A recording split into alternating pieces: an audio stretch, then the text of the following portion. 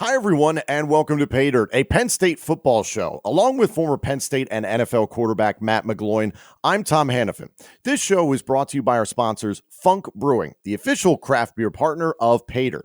Now, we're big fans of Funk's Citrus IPA and Silent Disco IPA. However, we want to let you know about some Funk Brewing beers that are available this month. The Silent Luau Hazy IPA is out right now in Funk's tap rooms in Emmaus, Elizabethtown, and York, and it's on the way to your favorite grocers and beer distributors. Along with the Silent Luau Hazy IPA, the Cruisin' Belgian-style white ale is available now.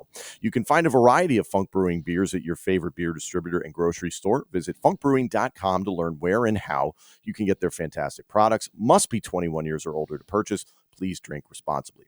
Also, PAYDIRT is brought to you by our partners at BetOnline, who continue to be the number one source for all your betting needs and sports info. Find all the latest odds, news, and sports developments, including the NHL Stanley Cup Final, Major League Baseball, the latest fighting news, and even next season's early NFL futures. Head to betonline.ag today or use your mobile device to join and use our promo code BELIEVE, that's BLEAV, to get the bonus and get into the action. PAYDIRT is presented by BetOnline, where the game starts. And I encourage all of you to head to shop.believe.com to check out not one, but two pieces of merchandise for the PAYDIRT podcast, the PAYDIRT show. You're going to love it. One shirt has got the official show logo right over the heart. That's available in white, black, and navy blue in a t-shirt. And then also, we've talked about it before on the show, we have another one that is adorned with Matt McGloin's name and number on the back, and on the front, it's got the PAYDIRT word mark over the heart. So check these out. Again, that's at shop.believe.com. That's spelled BLEAV, and search PAYDIRT, and you can check out all our great merchandise. I want to thank you all for tuning in on ESPN State College, as well as checking out the podcast version of the show presented by the Believe Network, which is available now on YouTube, Apple Podcasts, Spotify, and wherever else you get your podcasts. And of course, hit us up on Twitter and let us know what you think of the show at ESPN Radio 1037, at McGloin QB11, and at Tom Hannifan. So, Matt, before we get to our guest for this week's show, who I am very excited about, I want to talk about a little bit of news that stays within conference for Penn State football. Elsewhere in the Big Ten, a nice little snippet came out of some recent words from Michigan head coach Jim Harbaugh, and it's through some of our friends, through On3. We have a great relationship with Blue White Illustrated. They're part of On3, so thank you to Clayton Safey for this piece of information. The quote went as simply as this from Jim Harbaugh: "We're not going to pay recruits to sign here. When they get here and they do well, they're going to profit pretty good." This is obviously playing into the entire conversation of NIL that you and I have been having for the last number of weeks and, frankly, months, as has the entirety of the college football world. When you heard those comments from Jim Harbaugh, what did you think? I smiled and I immediately took a screenshot of it and sent it to you because I loved it. I really did. I mean, this is a guy who, as we know, throughout his entire career has been very outspoken about the game, the way the game should be played. Since he's been back in college, he's talked a lot about recruiting, the direction he wants to take Michigan, and obviously the direction they're headed is comparable to some of the best in the nation right now. I mean, 61-24 in his career, playoff berth a year ago, wins the Big Ten. And Tom, when you look around the Big Ten, they are the only team you can put in the same sentence as Ohio State right now, and they deserve to be there because of what they did a year ago, where they're headed, the potential the team has. And, I've talked about it a lot. That was a player-led football team that we saw from Michigan a year ago. Guys rallying around one another, guys supporting one another, guys playing for one another. And when they lose to Michigan, there's one of two ways there's only two ways you can go, Tom. You're either going to go downhill fast or you're going to rebound and continue to win. And that's exactly what they did. And I think it's a lot has to do because of Jim Harbaugh's leadership, the players that he's recruited, the ability to develop those players. And it's really starting to show. And again, a fantastic season a year ago. And I put them right up there behind Ohio State and having a really good chance to make a push to win the East and get to the conference, title game once again. So look, I love the comments.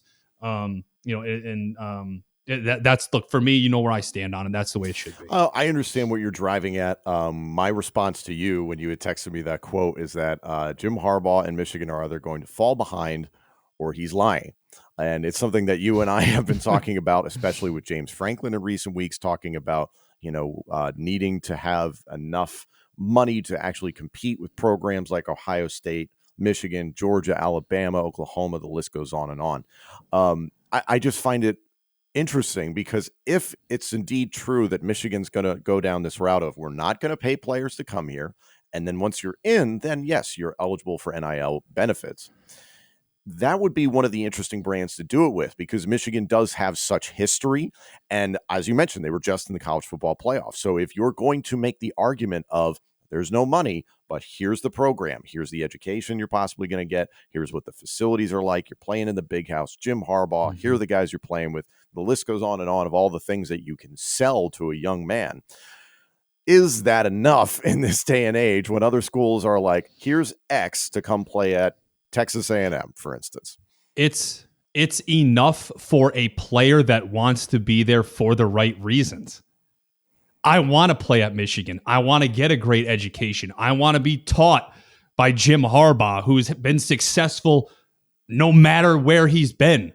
Stanford, San Francisco 49ers, Michigan, you name it. He has won games and he's developed his players and he's put players into the NFL. He's had Pro Bowl players, all pro players, right? If you're a player and you're a high school recruit and Michigan's recruiting you, it shouldn't matter if they're saying, hey, we're going to give you this, we're going to give you that, we're going to give you that. You're going to think about it. Let's be honest. I mean, it's some of the best football in the country, and it's one of the best schools you can possibly go to. So, I mean, I just think the way Michigan and Jim Harbaugh are doing things right now, it's being run like an NFL program, Tom, where it's like, great, we'll work for you, but you got to be committed to being here. We'll see if it works out for him. I'm very curious to see because, like I said, either Michigan is going to fall off a cliff in terms of recruiting talent. I sincerely doubt that just because of, again, it's a great brand within college football, but either they're going to fall behind in this NIL arms race or Jim Harbaugh's flat out lying. I think it's another good point to bring up before we move on here is I think it's a good way to get, again, the right players in the door, Tom. But what it also does is it makes those kids work towards something, right? And it's keeping them there, right? I'm here, I'm on scholarship, I'm part of a great program, I'm part of a great university, but I understand it's going to take me a year, maybe a year or two to crack into the starting lineup here, and then I can capitalize, off my name, and then I can start to get paid for that. Whereas to say, hey, I'm getting paid right now, I don't have to be here. I'll go get paid somewhere else. I'll go play somewhere else if I'm not happy with where I'm at. So, listen, I agree with what he's saying. I agree with the direction that Michigan is heading in. We'll see. See how it works out for him. It's a complicated time now with NIL. So I just wanted to touch on that minor headline here before we get to our guest, who I am personally so excited about. Another one of your former teammates, you guys briefly overlapped. Penn State's all-time leading rusher, Evan Royster, is our guest here on PAYDIRT this week. Evan is somebody that, when you see the list of names in the top 10 all-time rushing for Penn State, and we're going to get to that when we speak to Evan, it's an astounding list of who's who and Hall of Famers, no matter what level of football you look at. When you think back on your time with Evan, I mean, how did he put it all together? No moment was too big for him. And, even when he broke the record, it was business as usual for him, right? He got tackled, he got up, he walked back to the huddle. And that was Evan. He was one of the most consistent backs that I was ever around, whether it was in college or in the NFL. Just the ability to do it every single day, week in and week out, every Saturday afternoon, the ability to stay healthy and take care of himself. He knew how to run. He knew how to take hits, right? He was so patient as a back. And I mean, it was really impressive to be able to watch him play, to play with him, just being in the huddle with him. It was this calmness, about it. He made you feel good in the huddle, supported you, had your back. So, man, just an impressive running back, an impressive athlete. And again, I mean, to do it every single week, every single year, 3 years as a featured back at Penn State, over 1,000 yards in each one of those years. But a guy, look, he redshirted and he saw a little bit of time as a redshirt freshman, and then right out of the gate as a redshirt sophomore, ready to go, ready to take over. So, I mean, just an impressive player, an impressive athlete. And you're right, Tom, to be sitting number one on that list. And you look at some of the names, my gosh, what an impressive career. It's crazy because I have always heard the stigma that's attached to, you hear like, oh, that's a Big Ten linebacker. You hear the same about Big Ten running backs, and that's like, oh, they can do great in one capacity and then, maybe not light the world on fire in the National Football League. And I think that's been proven incorrect. And Evan's in a unique case in that he played in the National Football League, but as you'll hear in a moment, his pursuits off the field have gotten really, really exciting. So he's got a great life.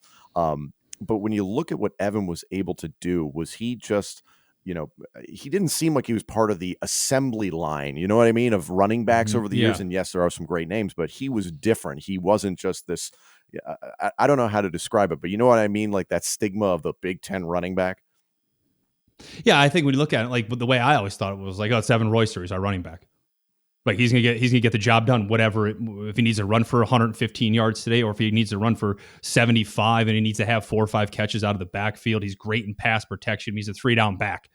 I mean, he's what you look for in terms of stability. A guy that you can count on to pick up blitzes or see this or see that, understand who's in front of him on the offensive line and who blocks well, who's able to get to the second level, right? Do I need to be more patient if I'm on left side compared to right side? So just the guy that, was able to do it on the exact same level mentally and physically, which a lot of guys in the Big Ten can't. Evan Royster always and still has it from the neck up, and you'll hear that and see that right now here on PAYDIRT. So without further ado, here's Evan Royster. Joining us now here on PAYDIRT, he is still to this day the all-time leading rusher in the history of Penn State football.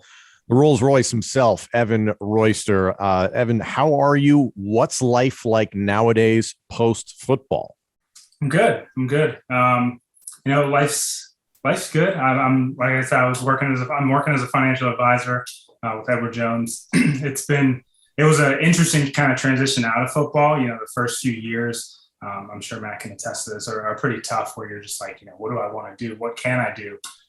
But once I kind of got my feet on the ground and started to just like adjust to what life was like without football, I actually really started to enjoy it. And I look back now at football with really fond memories, but now I'm excited about the rest of life, and I enjoy life without football. So it's been good. Yeah, you were talking before we started recording here about your time as a financial advisor. Is there anything you can do about my portfolio? Because I think Matt and I were just both like, yeah, everybody's down a little bit here in the United States after the events of this year. No, just gotta ride it out, man. Won't go into too much detail, but think about how much time you got until you need that money. Right? It's good advice. That's good advice to everybody listening. Listen, dude, we really appreciate you coming on the show. I got to ask, since you and McGloin overlapped in your time in Happy Valley, what memories do you two have of each other? Evan, I'll start with you, but like, what was it like sharing a locker room together? Well, I wish I was in my office, because you'd see that I have my Penn State jerseys and then a panorama of the stadium right behind me.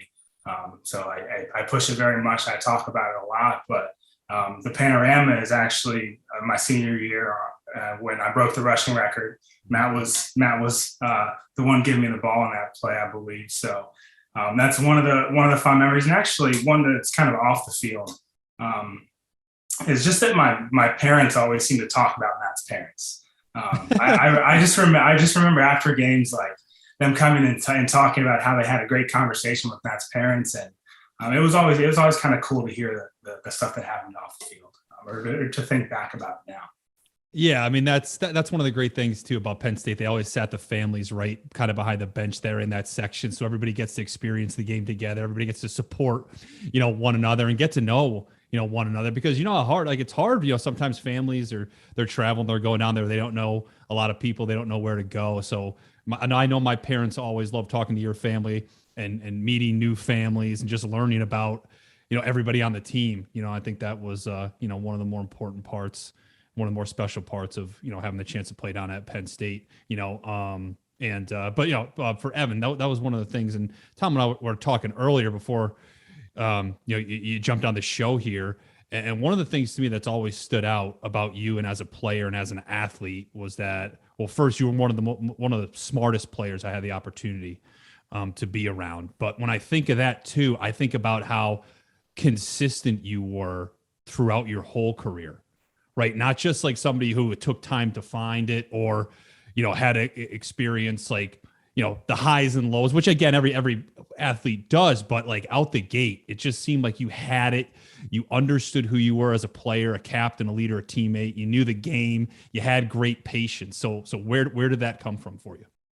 I think it was a lot of how I played high school football. I played for a coach that really ran the zone scheme. So it was very similar to what we were doing at Penn State, especially my first couple of years. So the adjustment wasn't too big. It was really just adjusting to the speed of the game.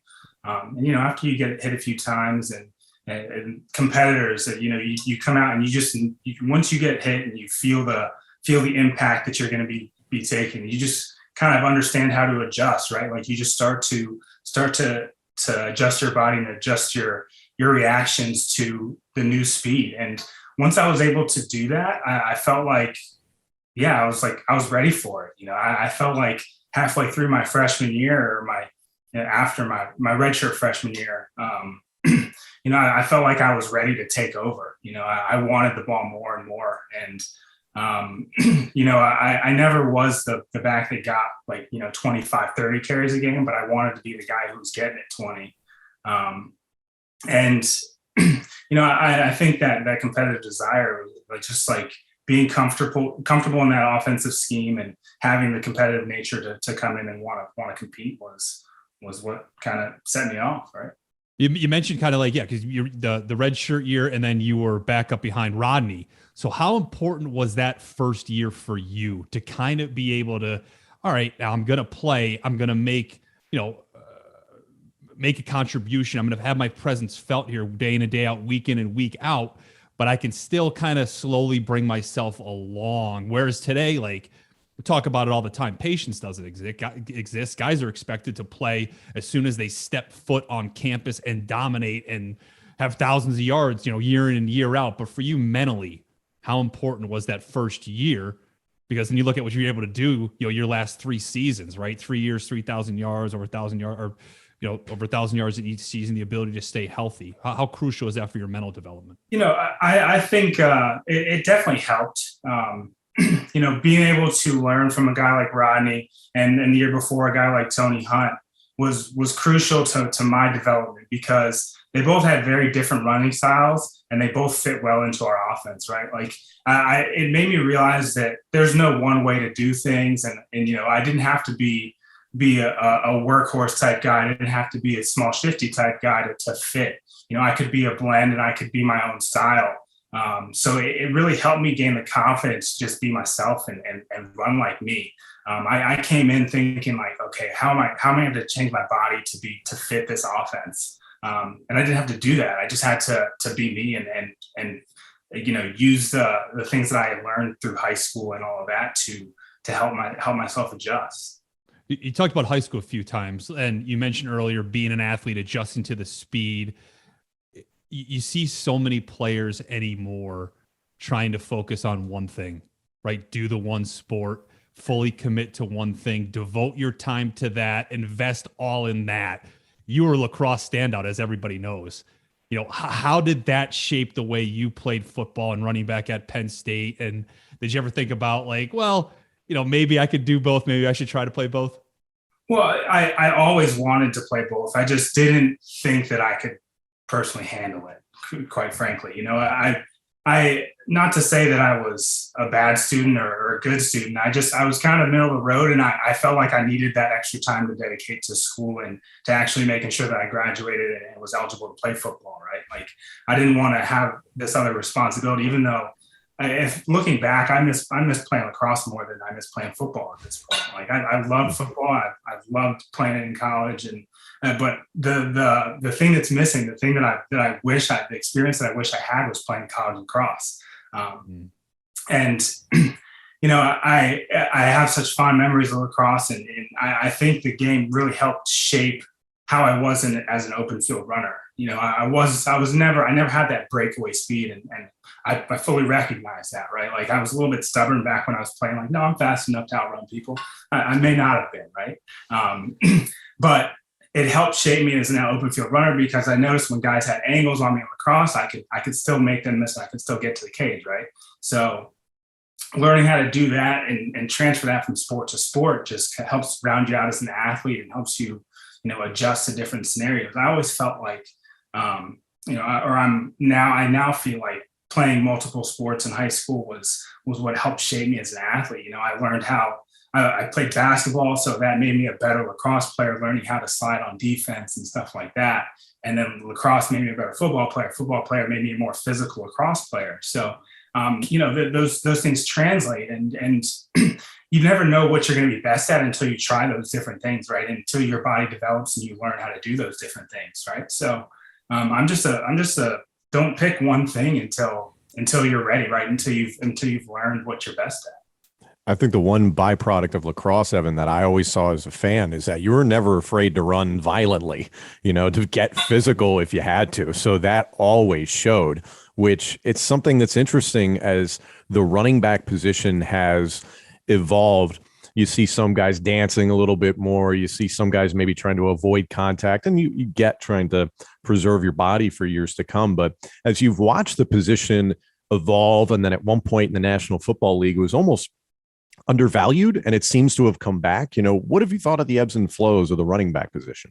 I think it's natural, quite frankly. There are certain positions where that doesn't happen. Quarterback, you're not going to see that position value drop, right? Like, it's so important. And it's just based on how different people run their offenses, I think, quite frankly, and what's successful over time. I think people are starting to realize that, controlling the clock is valuable when you're going against a team who's going to throw and run and gun on you. So that running back position is starting to come back a little bit now that the transition from, to that very run and gun style offense has fully happened. Right now, people are like, okay, now we got to find a way to go against that, and controlling the clock is one way to combat that. Right? So I just think it's part of the natural ebb and flow.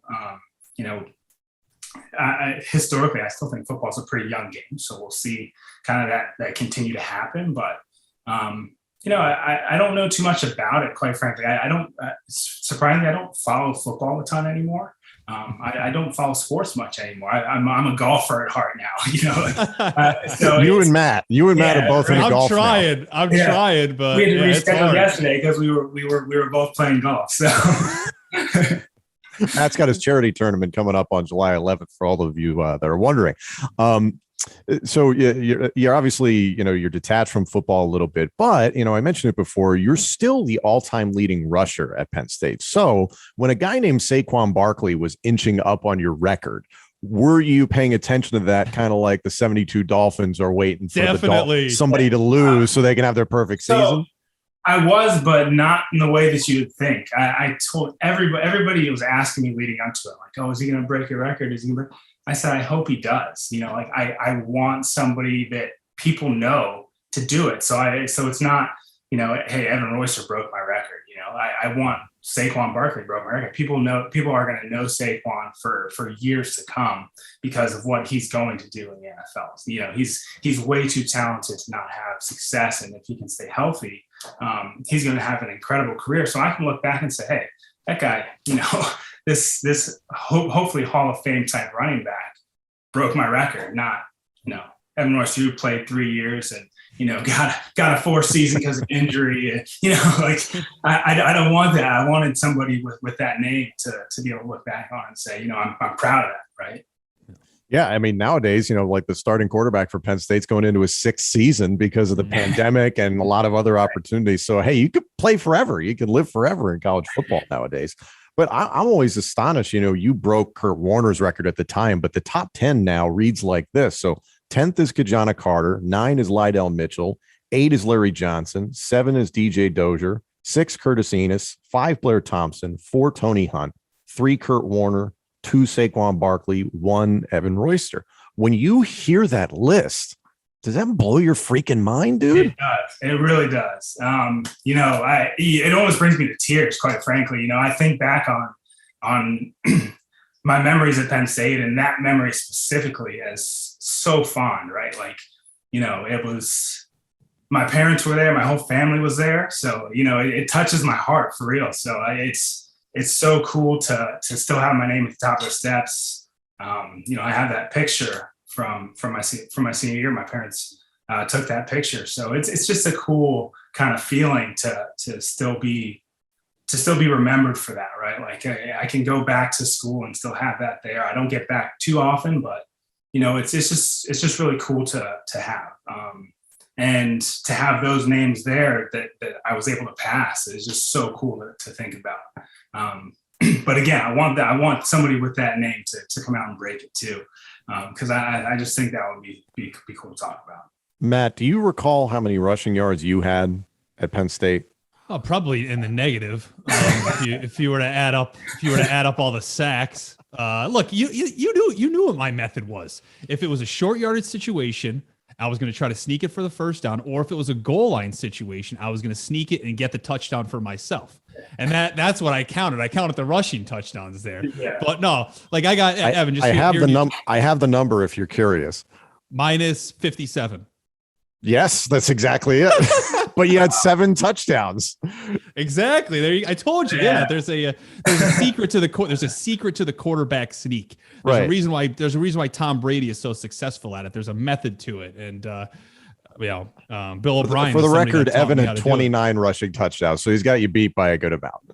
I'll give you a funny little story about these stats. Is I had no idea of my career stats until I was doing an autograph session after when I was in the NFL, and people were asking me to put like my total yards and touchdowns. I was like, I don't know. I had some people had to like come up and like look it up on their phone and tell me. So those stats they're really cool and awesome. I never paid too much attention to them. I was too much, into the game. You talked about how Matt, you said I was one of the smarter players you played with. I was a student of the game. I was never a fan of the game. I was an avid student of the game. I love the X's and O's, but I never loved players. I never loved teams. I think I moved around too much as a kid for that. But it was that I just loved like learning offenses and defenses and all that. Well, talking about the run to break the record. Like it was just for me looking back on it and thinking about it, and trying to put myself back in that moment and picture myself rewatching it on film. It looked the same as everything else for you. Yeah. Like it was effortless in a way, and it was calm, and it was just business as usual. And you got up, and that was it. Textbook inside zone, man. Like there was no frills about it.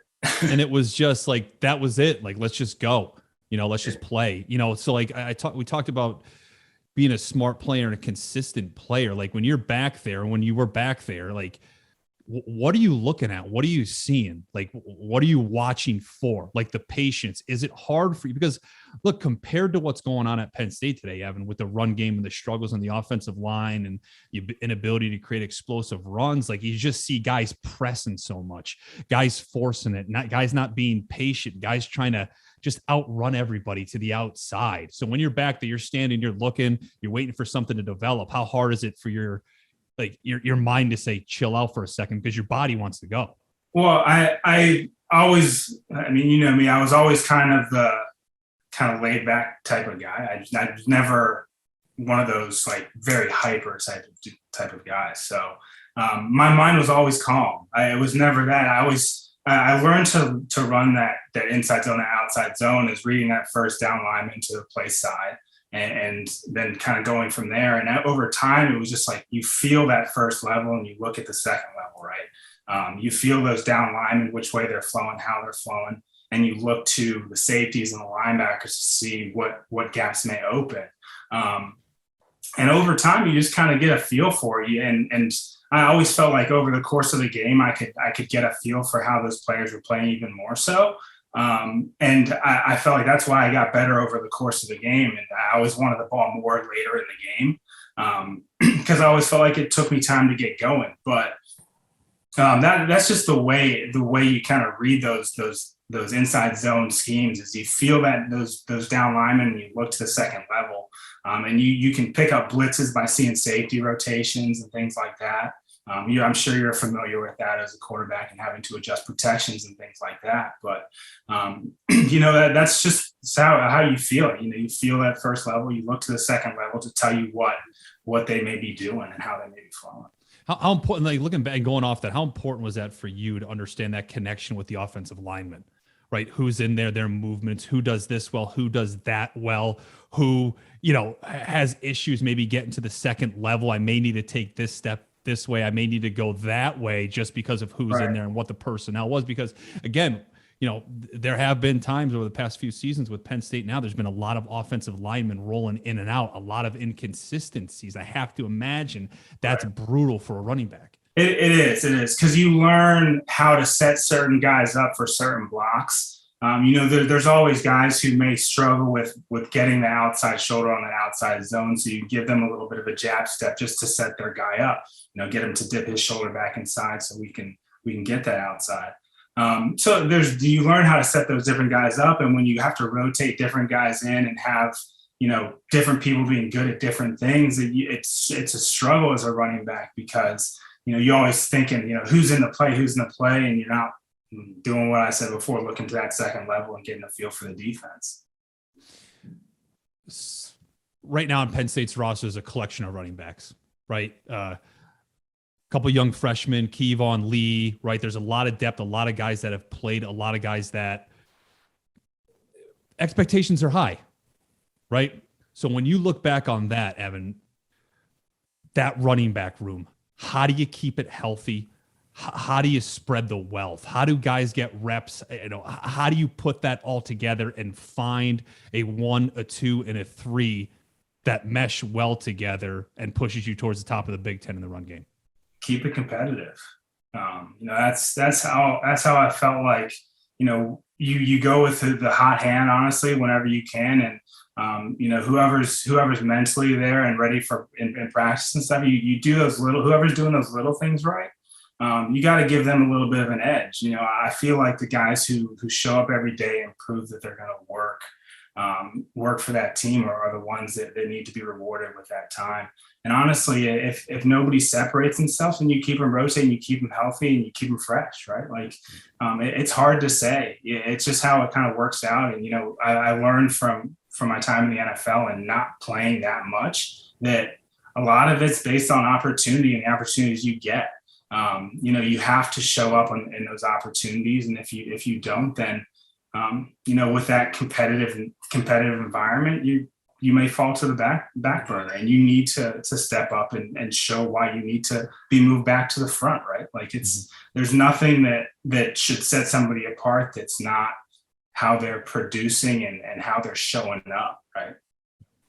Evan, when you look back on your time specifically in the National Football League, and I think you kind of addressed this earlier, is that, you're a student of the game, and what it says to me is that you treated it like it was your job, like it was your life to do that stuff. So when you think back on your time in the NFL, how do you feel about the body of work? I wish I would have played more. I'm proud of what I did and how I got to that level, because my whole life people told me I wasn't going to do it, right? Like, I feel like you hear that story all the time, and he's not athletic enough, or he's not fast enough. And I heard that too. And everybody's got their doubters, but I was proud of the fact that I made it there, and I'm proud of the fact that my coach saw me as somebody who was reliable, right? Like, I always. I look back at this with kind of bitter memories at times, but we had to do these really lengthy written tests before my games in the NFL. My coach was a longtime coach, Bobby Turner, who had coached guys like Terrell Davis, and just like really, really awesome backfields. And he was very much a disciplinarian, and very much like, you need to prove to me that you know what you're doing. So the fact that he every week used to hold up my written test and say, this is what I want from you guys, is something that I'm really proud of. And, it's hard to be at that level and to succeed and to prove your worth. And that's where I felt like I showed myself, and that, like, I was willing to learn what you all were trying to teach, right? So I'm just proud of the fact that I got my opportunity. So I want to back up. You had to take a written test before playing in Yes. NFL games. Yes, and now you're going to hear the bitter memory parts of it. You know, like I mean, I love my coach. He was awesome, and really got us ready for games. But I wish those tests weren't a thing, because yes, the night before games we would spend 2-3 hours doing these written tests. And what? There were multiple pages where you had to write out everything from the playbook from pretty much week 1 to the week we were in. It was pretty incredible. Wait, so it wasn't multiple choice. No. It was a written test. It was a written test. These are terms that we have, explain that term. These are plays that we have, explain your responsibility. And he expected us to do it for both the halfback and fullback position, and occasionally tight end too, just in case. Right. So we would be spending quite a few hours, and there was a little bit of cheating back and forth with some guy. But I mean, it was lengthy. And then, you know, in the locker room the day before or during the game, right before the game, he would all pull us all aside and want to walk through the test, and we'd be like, "Hey, coach, like we need enough. Yeah, we need to get in the zone. We need to separate from the written stuff and get ready to go." Right. And you know, we got in some arguments about that, but like I said, he was a great coach. He got us ready mentally for games, and you know, I always appreciated that because it carries over to life outside of football. Mm-hmm. A unique teaching method, we'll call it that. And I'm sure he had his a method to his madness. Right. I want to walk back down memory lane a little bit, and I think Matt knows where I'm going with this, and I mean it, you know, entirely in jest. The 2011 Outback Bowl.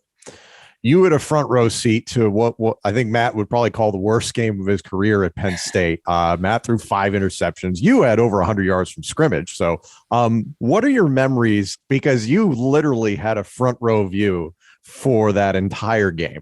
Thanks, Tom. You're welcome, buddy.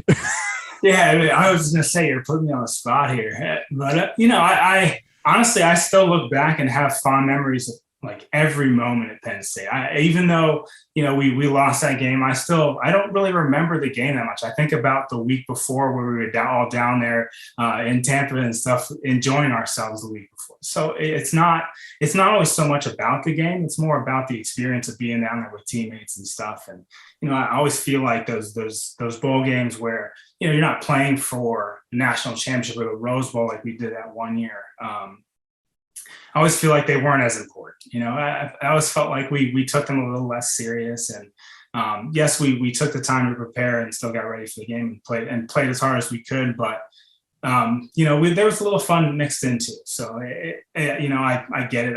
I'm not mad at Matt for that. No, I'm not saying that. You know, it's what? Like, I wanted the ball more in that game. I did. You should have gotten it more. Yeah, you should have gotten it more. I wanted, and the one play I do look back at and remember is a little flip pass where you were kind of scrambling and just dumped it over the middle to me, and I just turned around and it was just kind of like green field in front of me. You have those games like that. You have a game or two throughout your life, and they stick with you. Yeah. You know, you don't, and look, it's as an athlete, as a competitor, you don't even care about the good games because you expect to play well, you expect to dominate, you expect to win, you know.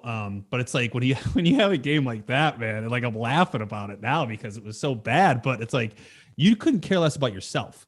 Right. Like when you're in that moment, you're looking around and you're like, oh man, I'm sorry guys.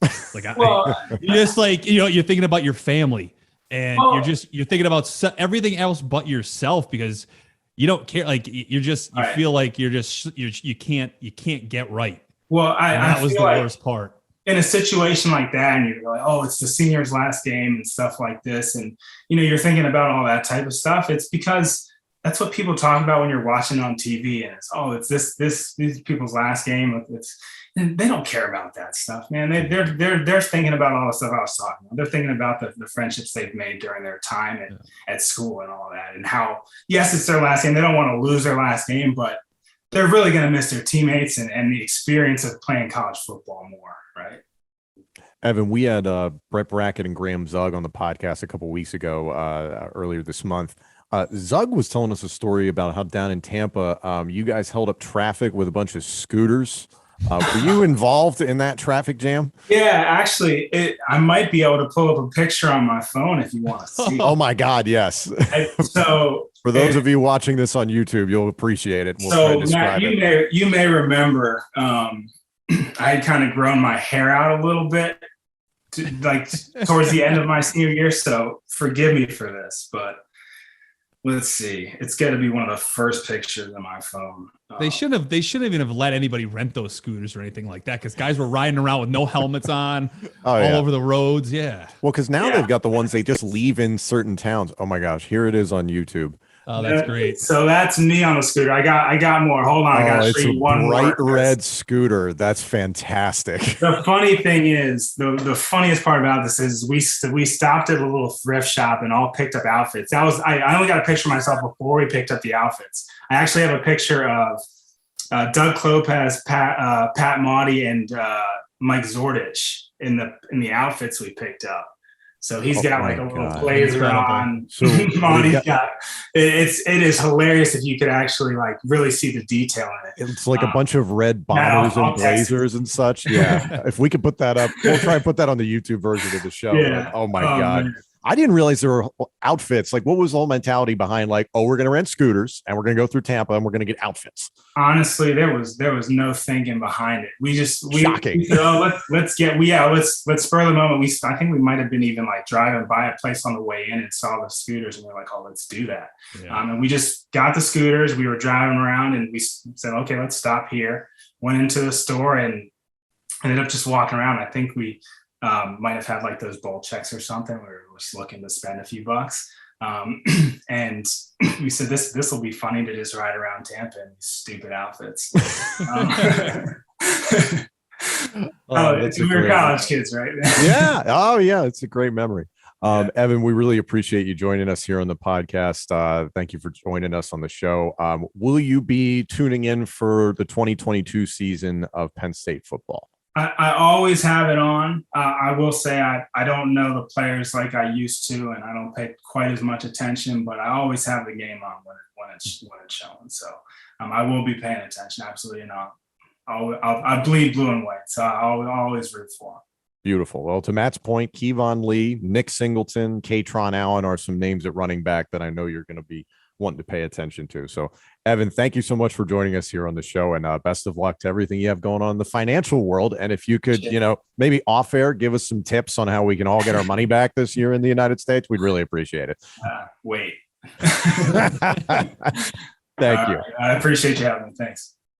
Thank you all so much for joining us. We'll be back on ESPN State College next Thursday, again from 3 p.m. to 4 p.m. Eastern.